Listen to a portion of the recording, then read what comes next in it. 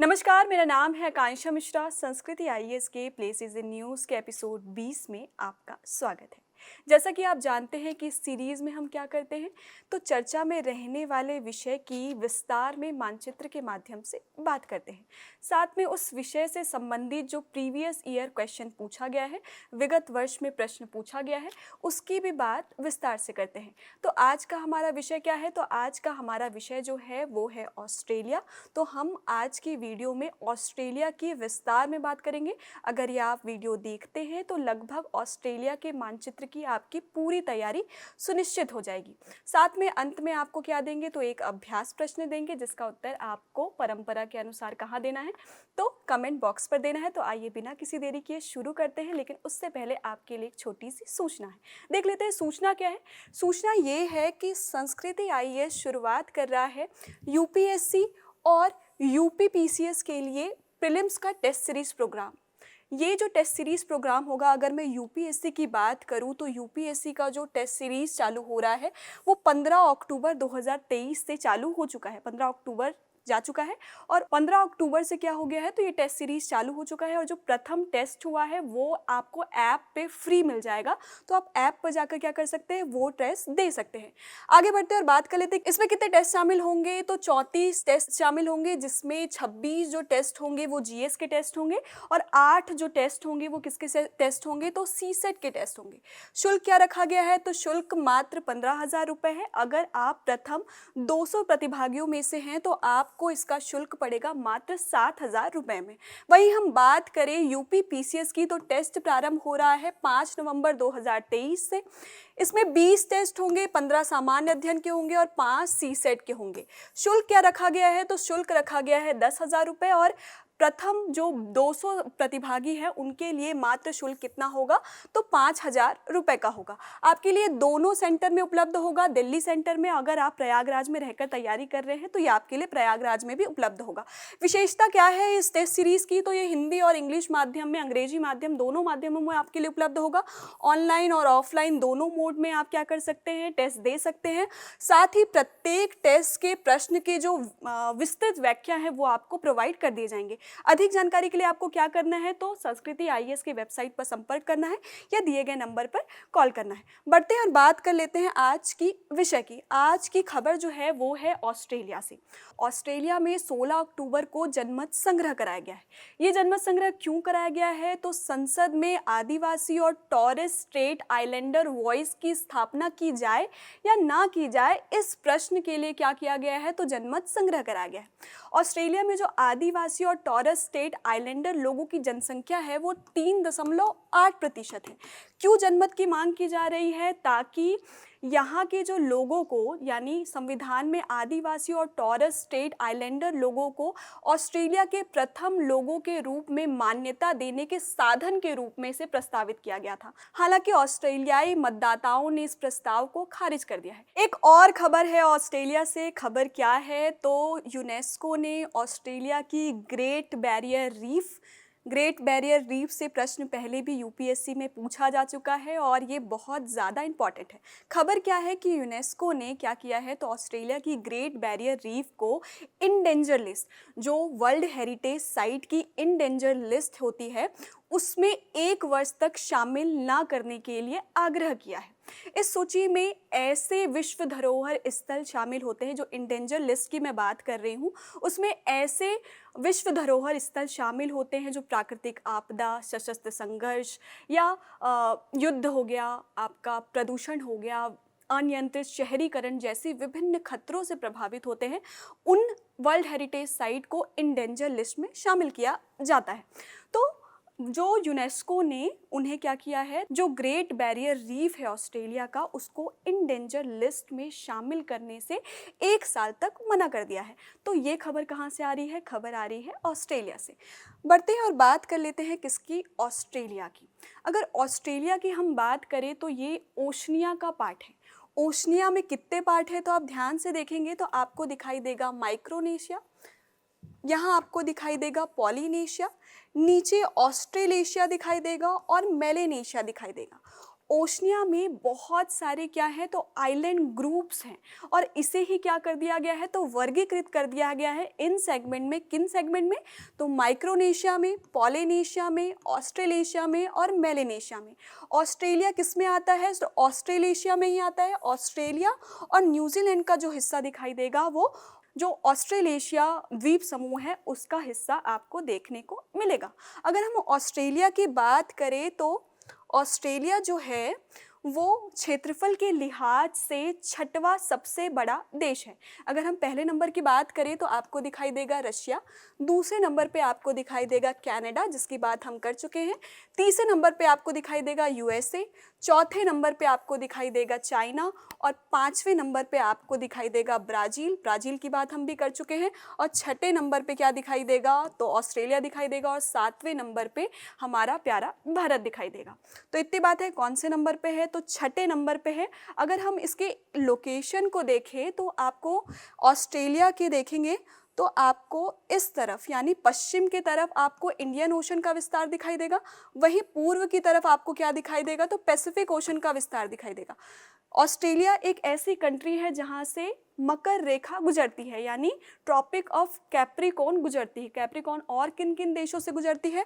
तो ऑस्ट्रेलिया से तो गुजरती है, साथ ही अगर हम किसकी बात करें अफ्रीका महाद्वीप की बात करें तो बोत्सवाना से, मोजाम्बिक से, मेडागास्कर से, नामीबिया से और साउथ अफ्रीका से गुजरती है। वहीं हम किसकी बात करें, किसकी बात हम कर रहे हैं तो हम साउथ अमेरिका महाद्वीप की बात करें तो आपको ब्राज़ील से इक्वेटर भी पास होती है और ट्रॉपिक ऑफ कैप्रिकॉर्न भी पास होती है, ये ध्यान रखिएगा। पराग्वे से गुजरती है, अर्जेंटीना से गुजरती है और चिली से गुजरती है। तो याद रखिएगा कि ऑस्ट्रेलिया से ट्रॉपिक ऑफ कैप्रिकॉर्न यानी मकर रेखा गुजर रही है। यहाँ पे एक प्लेस है जो इसका नाम क्या है, एलिस स्प्रिंग है। यहाँ से भी क्या गुजरती है तो मकर रेखा होकर गुजरती है। एलिस स्प्रिंग की अगर हम बात करें तो एलिस स्प्रिंग देखने को मिलेगा आपको यहाँ पर। यहाँ से क्या गुजरती है तो मकर रेखा होकर गुजरती है और एलिस स्प्रिंग से आपको एडिलेड को जोड़ते हुए यहाँ पे आपको एक रेलवे लाइन दिखाई देगी। अभी हम इसकी बात विस्तार से करेंगे, फिलहाल ये याद रखिए कि एलिस से क्या गुजरती है, मकर रेखा होकर गुजरती है और साथ में एलिस से एडिलेड को जोड़ते हुए आपको यहाँ पे रेलवे ट्रैक दिखाई देगी। एलिस जो है वो क्यों प्रसिद्ध है तो तेल और गैस का भंडार यहाँ पे उपस्थित है, इसलिए एलिस स्प्रिंग प्रसिद्ध है। अगर हम बात करें कि ऑस्ट्रेलिया जो महाद्वीप है वो पूरा एक देश है, जैसे एशिया महाद्वीप में बहुत सारे देश आते हैं, वैसे जो ऑस्ट्रेलिया महाद्वीप है उसमें एक ही देश है। वो कौन सा देश है तो ऑस्ट्रेलिया का देश है। अगर ऑस्ट्रेलिया को हम देखें तो आप इसे 6 प्रांत और 2 यूनियन टेरिटरी में बांट सकते हैं। अब कौन कौन से प्रांत हैं और कौन कौन से टेरिटरी है ध्यान से देखते हैं, उनकी राजधानी भी देखेंगे, साथ साथ में याद करते चलेंगे। छोटी सी वीडियो में आपका पूरा ऑस्ट्रेलिया कवर हो जाएगा। कौन कौन से स्टेट हैं तो आपको देखिए, सबसे पहले डायरेक्शन बना लेते हैं। जो हमारा पहला काम होता है ये हो गया नॉर्थ, ये हो गया साउथ, ये हो गया ईस्ट और ये हो गया वेस्ट। तो याद करने की ज़रूरत ही नहीं है, नाम इसके अकॉर्डिंग है। तो आपको सबसे पहला स्टेट दिखाई देगा वेस्टर्न ऑस्ट्रेलिया। अगर हम साउथ में देखेंगे तो आपको मिल जाएगा साउथ ऑस्ट्रेलिया, फिर आपको मिल जाएगा क्वींसलैंड, फिर आपको मिल जाएगा यहाँ पे न्यू साउथ वेल्स, फिर आपको नीचे मिलेगा विक्टोरिया और मिलेगा तस्मानिया। तो आपको यहाँ पे 1 2 3 4 5 और 6, यहाँ पे 6 आपको क्या देखने को मिलेंगे तो स्टेट देखने को मिलेंगे। वहीं हम यूनियन टेरिटरी की बात करें तो आपको 2 दिखाई देगा। नॉर्थ डायरेक्शन में है तो क्या नाम है इसका, नॉर्दर्न टेरिटरी है। और नॉर्दर्न टेरिटरी में ही हमने क्या देखा है तो एलिस स्प्रिंग देखा है। वहीं हम बात करें दूसरी टेरिटरी कौन सी है तो दूसरी टेरिटरी आपको यहाँ पे ऑस्ट्रेलियन कैपिटल टेरिटरी दिखाई देगी। ठीक है, तो 1 और 2, 6 प्रांत 2 टेरिटरी आपको ऑस्ट्रेलिया में दिखाई देगी। अगर हम बात करें किसकी तो हम बात करें कैपिटल्स की, तो वेस्टर्न ऑस्ट्रेलिया की कैपिटल आपको दिखाई देगी पर्थ। आपको यहाँ पे कहाँ दिखाई दे रही है तो ये डायरेक्शन कौन सा हुआ तो हुआ दक्षिण पश्चिम में, आपको क्या दिखाई देगा पर्थ दिखाई देगा। वहीं हम बात करें किसकी, नॉर्दर्न टेरिटरी की बात करें तो आपको यहाँ पे दिखाई देगा डार्विन, जो नॉर्दर्न टेरिटरी की राजधानी है, डार्विन को ऑस्ट्रेलिया का मुख्य द्वार भी कहा जाता है। और प्रमुख निर्यात जो होते हैं वो कहाँ से होते हैं, डार्विन से होते हैं। प्रमुख बंदरगाह भी है। तो याद रखिएगा कि डार्विन जो है वो किसकी राजधानी है, नॉर्थ टेरिटरी की राजधानी है।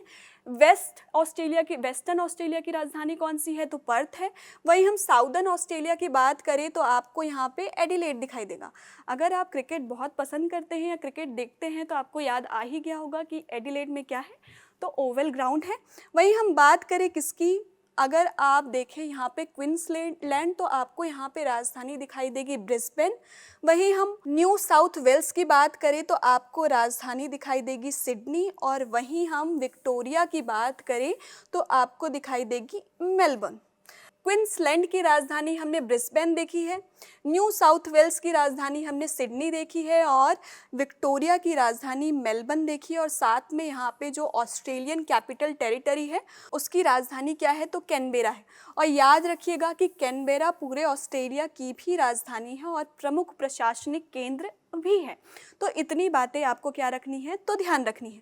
साथ में तस्मानिया की बात की थी, जो आइलैंड है, तो तस्मानिया भी किसके अंतर्गत आता है, ऑस्ट्रेलिया के स्टेट के ही अंतर्गत आता है। और यहाँ पे आपको होबार्ट मिल जाएगा।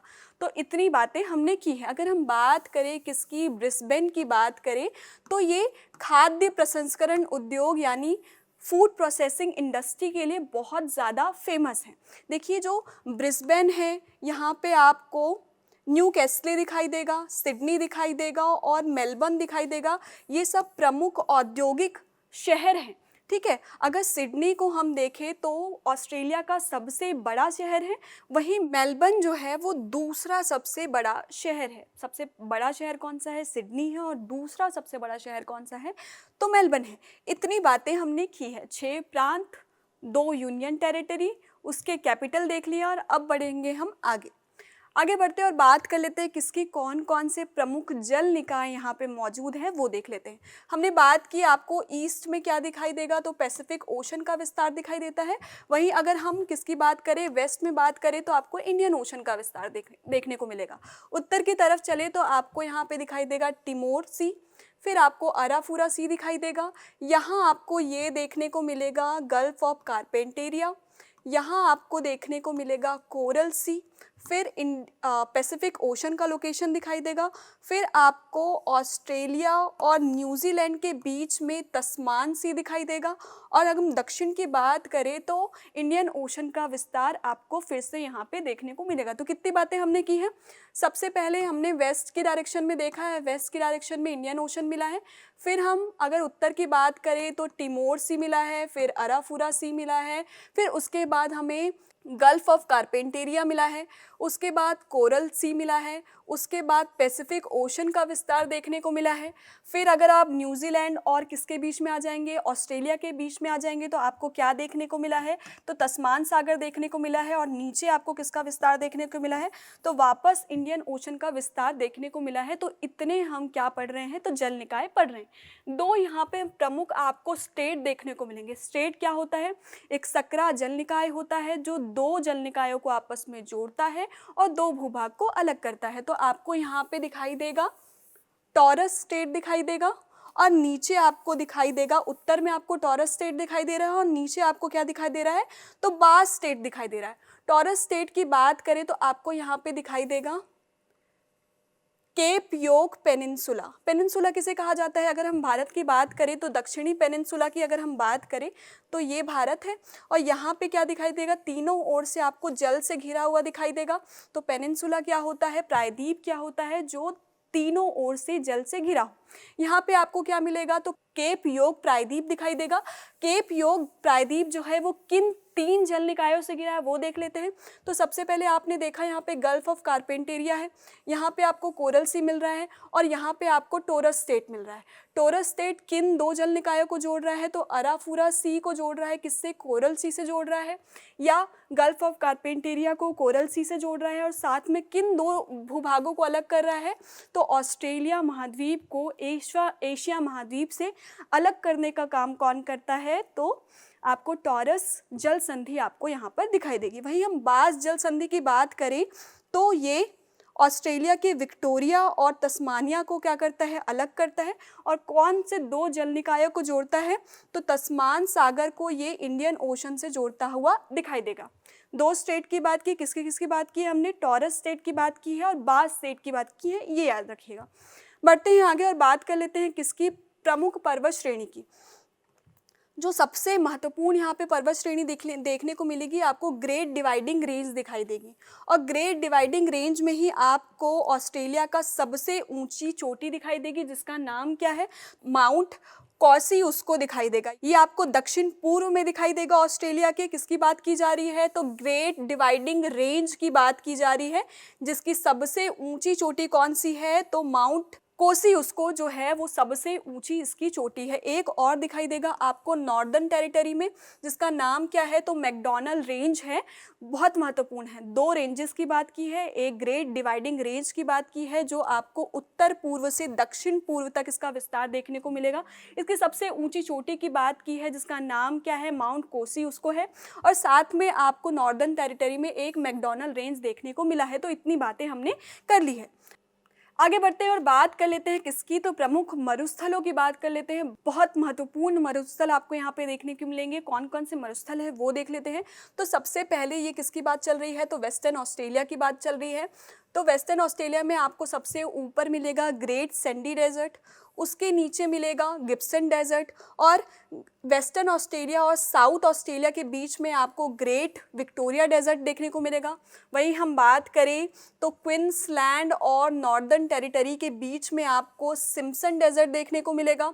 वहीं हम बात करें नॉर्दर्न टेरिटरी में आपको एक और डेजर्ट देखने को मिलेगा जिसका नाम क्या है, तनामी डेजर्ट है, और यहाँ पे क्वींसलैंड के दक्षिण में आपको स्टुअर्ट स्टोनी डेजर्ट आपको देखने को मिलेगा। तो कितनी बातें की हमने, सबसे पहले हमने बात की ग्रेट सैंडी डेजर्ट की, उसके नीचे हमने बात की गिब्सन डेजर्ट की, उसके नीचे हमने विक्टोरिया डेजर्ट की बात की, इधर हमने सिम्पसन डेजर्ट की बात की, फिर यहाँ पे स्टुअर्ट स्टोनी डेजर्ट की बात की, वहीं हमने ऊपर किसकी, नॉर्दर्न टेरिटरी में किसकी बात की है, तो तनामी डेजर्ट की बात की है। तो इतने डेजर्ट की हमने बात यहाँ पर कर ली है। आगे बढ़ते और बात किसकी करने वाले हैं, हम बात करने वाले हैं प्रीवियस ईयर क्वेश्चन की। कब आया है, तो 2009 का क्वेश्चन है।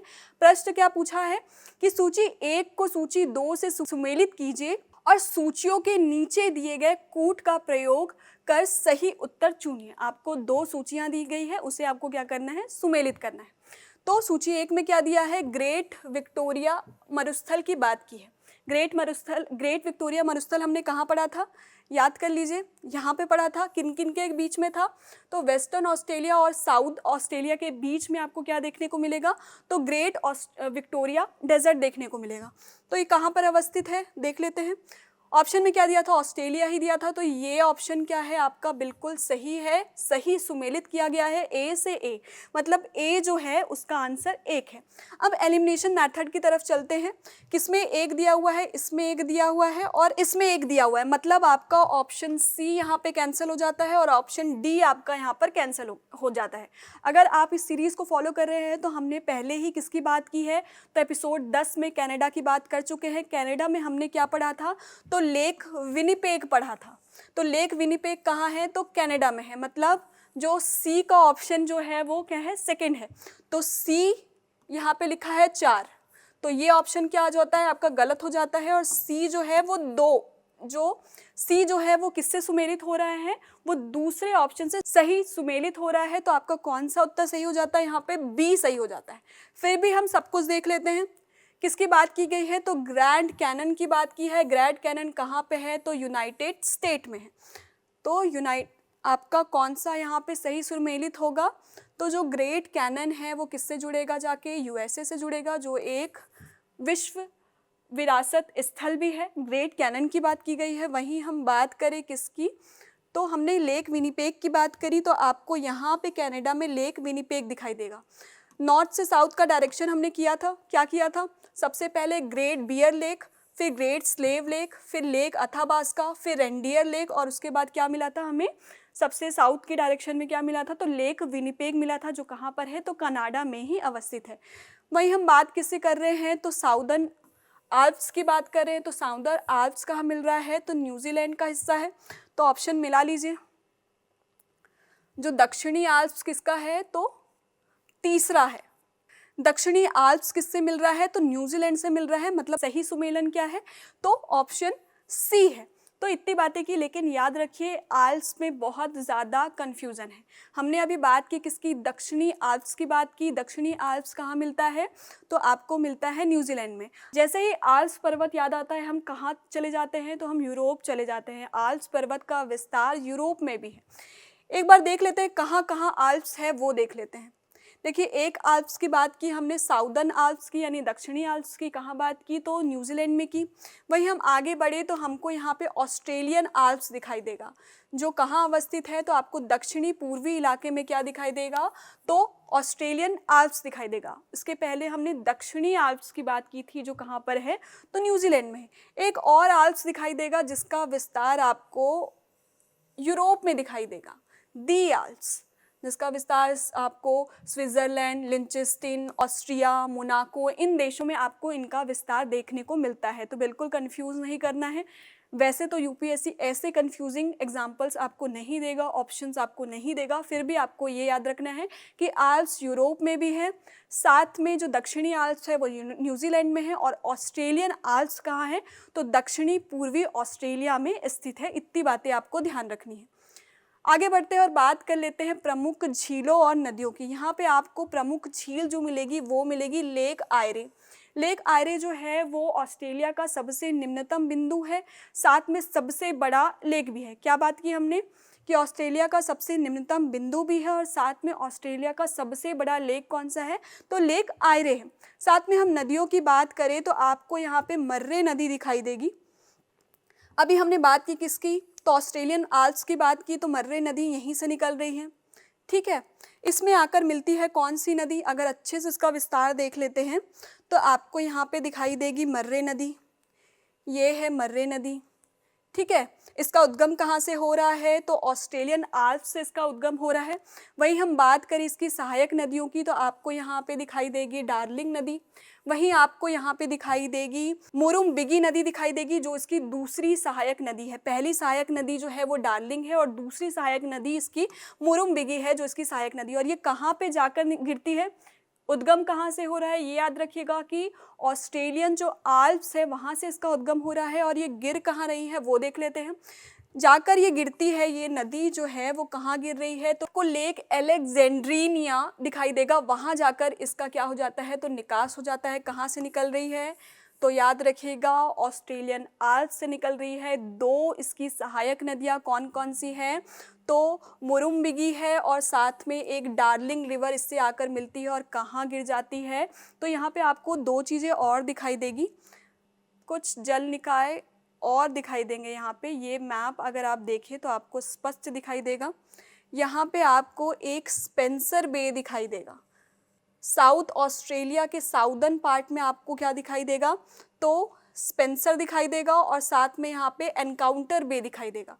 और साथ ही में आपको यहाँ पे एक दिखाई देगा क्या, तो ग्रेट ऑस्ट्रेलियन बाइट भी दिखाई देगा। ठीक है, ये याद रखना कौन कौन सा है, तो ग्रेट ऑस्ट्रेलियन बाइट है, उसके बगल में आपको स्पेंसर बे दिखाई देगा, स्पेंसर गल्फ दिखाई देगा, उसके बाद आपको दिखाई देगा क्या, एनकाउंटर बे दिखाई देगा। तो इतनी बातें आपको रखनी है ध्यान।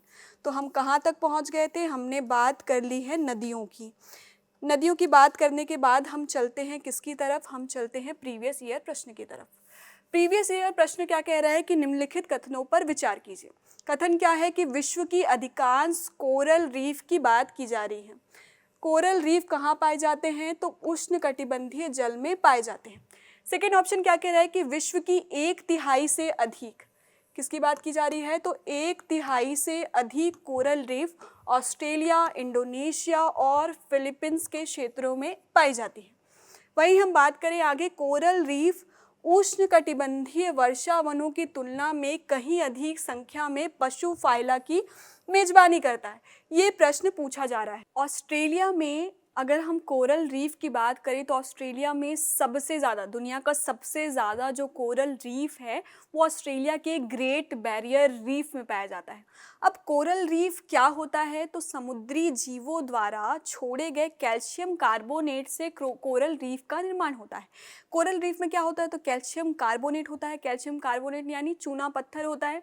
तो ये क्या होते हैं? सतह में क्या होते हैं? बहुत ज़्यादा कठोर होते हैं और इसके नीचे जो पाए जाते हैं जूट एंथली शैवाल पाए जाते हैं। देखिए, अगर हम ऑस्ट्रेलिया की बात करें तो आपको लगभग इसका विस्तार जो है ऑस्ट्रेलिया के उत्तर पूर्वी भाग में 2300 किलोमीटर तक इसका विस्तार दिखाई देगा और 3000 से ज़्यादा आपको कोरल रीफ यहाँ पर दिखाई देंगे। समुद्री जैव विविधता के लिहाज से कोरल रीफ बहुत ज़्यादा महत्वपूर्ण हो जाते हैं और अभी खबर क्या आई है कि यूनेस्को ने इसे इन डेंजर लिस्ट में शामिल करने के लिए 1 साल तक रुकने के लिए कहा है। 1 साल तक इसे किस में नहीं डालना है? तो इन डेंजर की लिस्ट में नहीं डालना है, ऐसा प्रस्ताव यूनेस्को ने दिया है। ये जो कोरल रीफ है वो आपकी परीक्षा के लिहाज से बहुत ज़्यादा महत्वपूर्ण हो जाता है, क्योंकि हम प्रश्न देख ही रहे हैं किससे पूछा गया है, तो कोरल रीफ से पूछा ही गया है और साथ में अभी न्यूज़ में भी है। तो कोरल रीफ क्या होता है? तो समुद्री जीव द्वारा छोड़े गए कैल्शियम कार्बोनेट से कोरल रीफ का निर्माण होता है और विश्व में सबसे ज़्यादा कोरल रीफ कहाँ है? तो ऑस्ट्रेलिया के ग्रेट बैरियर रीफ में है, जो कहाँ अवस्थित है? तो उत्तरी पूर्वी तट पर इसकी उपस्थिति देखी जाती है और कहाँ कितना विस्तार है? तो 2300 किलोमीटर तक इसका विस्तार देखने को मिलता है। देखिए, ये सतह के ऊपरी क्षेत्र में पाए जाते हैं, यानी सतह के अंदर नहीं पाए जाते। क्यों नहीं पाए जाते? क्योंकि सूर्य का प्रकाश और ऑक्सीजन, जो घुलित ऑक्सीजन है, उसकी मात्रा जो होती है वो तल पर बहुत कम होती है, इसलिए क्या पाए जाते हैं? सतह पर पाए जाते हैं। इसे क्या कहा जाता है? तो समुद्री वर्षा वन के नाम से भी जाना जाता है। और समुद्र की बात करें तो समुद्री हॉटस्पॉट होता है कौन? कोरल रीफ होता है। तो ये चीज़ें ध्यान रखिएगा। अब प्रश्न देख लेते हैं, प्रश्न क्या कह रहा है? प्रश्न ये कह रहा है कि विश्व का अधिकांश कोरल रीफ उष्णकटिबंधीय जल में, यानी इसके लिए जो अनुकूलित तापमान होता है वो 20 डिग्री सेल्सियस से 30 डिग्री सेल्सियस होता है। इसलिए ये कहा जा सकता है कि इसका विस्तार कहाँ देखने को मिलता है? तो उष्णकटिबंधीय जल में देखने को मिलेगा। तो ये उत्तर बिल्कुल सही है। दूसरा कथन आपको क्या कह रहा है कि 1/3 से अधिक जो कोरल रीफ है वो कहाँ पाए जा रहे हैं? तो ऑस्ट्रेलिया, इंडोनेशिया और फिलीपींस के क्षेत्रों में। आप देखेंगे ये वाला इलाका अगर देखेंगे तो यहाँ पे आपको सबसे ज़्यादा कोरल रीफ दिखाई देंगे। देखिए, ये फिलीपींस का इलाका, ये इंडोनेशिया का इलाका और ये ग्रेट बैरियर रीफ की हमने बात की है। तो 1/3 से अधिक जो कोरल रीफ मिलेंगे वो आपको क्या मिलेंगे?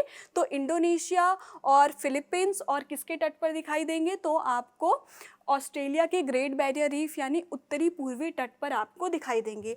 वहीं बात करें हम किसकी? तीसरे कथन की, तो कोरल रीफ उष्णकटिबंधीय वर्षा वनों की तुलना में कहीं अधिक संख्या में पशु फाइलों की मेजबानी करता है।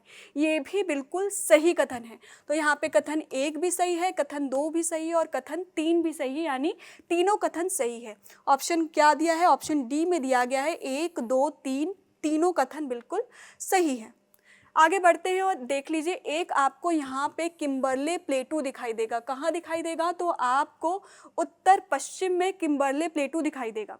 किम्बरले प्लेटू जस्ता, सोना, चांदी इसके लिए बहुत ज़्यादा प्रसिद्ध है। एक टाइप का पठार है और किसके लिए प्रसिद्ध है? तो आपको यहाँ पे सोना, चांदी, जस्ता, टिन यहाँ पे आपको प्रचुर मात्रा में दिखाई देंगे। मैं क्यों आपको किम्बरले प्लेटू दिखा रही हूँ? इसलिए दिखा रही हूँ क्योंकि आपको जो दक्षिण अफ्रीका में है आपको किम्बरले दिखेगा, जिसकी बात हमने की है पिछले एपिसोड में कि दक्षिण अफ्रीका में किम्बरले है, जो क्या है? हीरे की खान के लिए बहुत ज़्यादा प्रसिद्ध है। ये किम्बरले जगह का नाम है और ये है किम्बरले प्लेटू। ये भी बहुत प्रचुर मात्रा में आपको यहाँ पे खनिज संसाधन दिखाई देंगे, लेकिन ये प्लेटू है और वो जगह का नाम है। इसमें बिल्कुल कंफ्यूज नहीं होना है। जैसे हमने आल्प्स पढ़ लिया कि आल्प्स कहाँ कहाँ हैं, तो यूरोप में भी है। साउदर्न आल्प्स की बात हमने न्यूजीलैंड में की और साथ में हमने एक और आल्प्स की बात की जहाँ से मर्रे नदी का उद्गम हो रहा था। वो कौन सा आल्प्स था? तो ऑस्ट्रेलियन आल्प्स था। तो इतनी बातें आपको ध्यान रखनी है।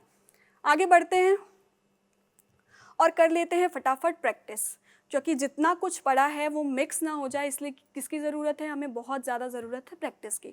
तो सबसे पहले यहाँ पे आपको वेस्टर्न ऑस्ट्रेलिया दिखाई देगा। डायरेक्शन बना लीजिए, वेस्ट, ईस्ट, नॉर्थ, साउथ। ठीक है, तो यहाँ आपको दिखाई देगा वेस्ट ऑस्ट्रेलिया, यहाँ पे आपको नॉर्दर्न टेरिटरी, यहाँ पे साउथ ऑस्ट्रेलिया, यहाँ पे आपको क्वींसलैंड दिखाई देगा, यहाँ पे आपको क्या दिखाई देगा, तो न्यू साउथ वेल्स दिखाई देगा, यहाँ पे विक्टोरिया, ये तस्मानिया, ठीक है। तो और यहाँ पे आपको एक टेरिटरी दिखाई देगा, ऑस्ट्रेलिया कैपिटल की टेरिटरी, और ये आपकी नॉर्दर्न टेरिटरी है। 1 2 3 4 5 6 प्रांत और 1 2 टेरिटरी, इतनी बात की है। यहाँ पे आपको पर्थ देखने को मिला था, यहाँ पे आपको डार्विन देखने को मिला था, यहाँ पे आपको एडिलेड देखने को मिला था, यहाँ पे आपको ब्रिस्बेन देखने को मिला था, यहाँ पे आपको सिडनी देखने को मिला था, साथ में कैनबेरा जो राजधानी है वो यहाँ देखने को मिली थी। साथ में आपको यहाँ पे क्या देखने को मिला था, तो आपको मेलबर्न देखने को मिला था, और होबार्ट जो है वो किसकी राजधानी है, तो तस्मानिया की राजधानी है। इतनी बातें हमने की थी। यहाँ पे इंडियन ओशन का विस्तार है, नीचे भी जो है वो इंडियन ओशन का विस्तार है। यहाँ पे आपको पैसिफिक ओशन देखने को मिला था, यहाँ पे आपको तिमोर सी मिला था, फिर अराफुरा सी मिला था, फिर ये जो था वो गल्फ ऑफ कारपेंटेरिया देखने को मिला था, ये जो आपको मिला था वो केप योक पेनिनसुला देखने को मिला था, यहाँ पे आपको मिला था टॉरस स्टेट, नीचे आपको मिला था बास स्टेट, यहाँ पे देखने को मिला था कोरल सी देखने को मिला था, यहाँ पे आपको ग्रेट डिवाइडिंग रेंज देखने को मिला था, यहाँ पे आपको कोरल ग्रेट बैरियर रीफ देखने को मिला था। साथ में हमने यहाँ पे ग्रेट ऑस्ट्रेलियन बाइट की बात की थी, यहाँ पे हमने स्पेंसर गल्फ की बात की थी, साथ में एनकाउंटर बे की बात की थी। इतनी बातें हमने की थी। साथ में हमने किसकी बात की है, तो अगर हम डेजर्ट देख लें, सबसे पहले हमने यहाँ पे देखा था ग्रेट सैंडी डेजर्ट, फिर यहाँ पे हमने देखा था गिब्सन डेजर्ट, यहाँ पे हमने ग्रेट विक्टोरिया डेजर्ट देखा था, फिर सामने हमने कौन सा डेजर्ट देखा था, इनके बीच में सिम्पसन डेजर्ट देखा था, यहाँ पे ग्रेट स्टोनी डेजर्ट देखा था, और यहाँ पे तनामी डेजर्ट देखा था। यहाँ पे हमने ऑस्ट्रेलियन आल्प्स देखा था, और यहाँ से निकली थी मर्रे नदी। मर्रे नदी के साथ जुड़ी थी कौन सी, डार्लिंग नदी, और एक नदी मिली थी जिसका नाम आपको क्या बताना है, तो कमेंट बॉक्स पर बताना है। तो इतनी बातें हमने कर ली थी। एक साथ में यहाँ पे हमने बात की थी मैकडॉनल्ड रेंज की, तो इतनी बातें की हैं। कुछ बातें छूट गई हैं तो वो आपको क्या करना है, खुद से प्रैक्टिस करना है। ब्लैंक मैप में प्रैक्टिस करने के लिए क्यों कहा जाता है, ताकि आपको चीज़ें अच्छी तरीके से याद हो जाएं। तो आपको क्या करना है, घर में भी ऐसा एक ब्लैंक मैप लेना है, एटलस लेना है, बार बार निशान लगाना है और बार बार प्रैक्टिस करनी है, ताकि जो बेसिक से क्वेश्चन आते हैं वो आपके बिल्कुल गलत ना हो। अंत में चलते हैं और बात कर लेते हैं आज के अभ्यास प्रश्न की। अभ्यास प्रश्न आपका कौन सा है वो देख लेते हैं। अभ्यास प्रश्न कह रहा है कि निम्नलिखित कथनों पर विचार कीजिए। कथन 1 क्या कह रहा है कि ऑस्ट्रेलिया के दक्षिणी पूर्वी तट पर स्थित ग्रेट बैरियर रीफ विश्व का सबसे बड़ा कोरल रीफ तंत्र है। दूसरा कथन क्या कह रहा है कि जो मर्रे नदी है ऑस्ट्रेलिया की सबसे लंबी नदी है। तीसरा कथन कह रहा है आयर झील जो है वो ऑस्ट्रेलिया की सबसे बड़ी झील है। प्रश्न क्या पूछा गया है, उपरोक्त कथनों में से कौन सा सही है। केवल एक कथन, केवल दो कथन, सभी कथन, ऐसे टाइप के प्रश्न पूछे गए थे 2023 के प्रीवियस ईयर में। प्रीवियस ईयर क्वेश्चन में ऐसे ही क्वेश्चन भरे पड़े थे, एलिमिनेशन मेथड को एलिमिनेट ही कर दिया था ऑलमोस्ट। तो इस टाइप के क्वेश्चन की हमें भी क्या करनी है, प्रैक्टिस करनी है। इनमें से क्या बताना है कि केवल एक कथन सही है, कि केवल दो कथन सही है, या सभी कथन सही है। अगर कोई कथन गलत है तो क्यों गलत है ये भी बताना है, क्योंकि आप अगर कह देंगे कि दो कथन सही है या एक कथन सही है तो इससे मुझे ये नहीं पता चलेगा कि आप किस कथन को सही मान रहे हैं। तो आपको जो कथन गलत लग रहा है वो क्यों गलत लग रहा है वो भी क्या बताना है, तो आपको कमेंट बॉक्स पर बताना है। तो आज हमने बात किसकी कर ली है, तो हमने ऑस्ट्रेलिया की विस्तार में पूरी बातें कर ली है। आपको क्या करना है, प्रैक्टिस करना है और पढ़ते रहना है। तो आज के लिए बस इतना ही, मुझे दीजिए इजाज़त, धन्यवाद।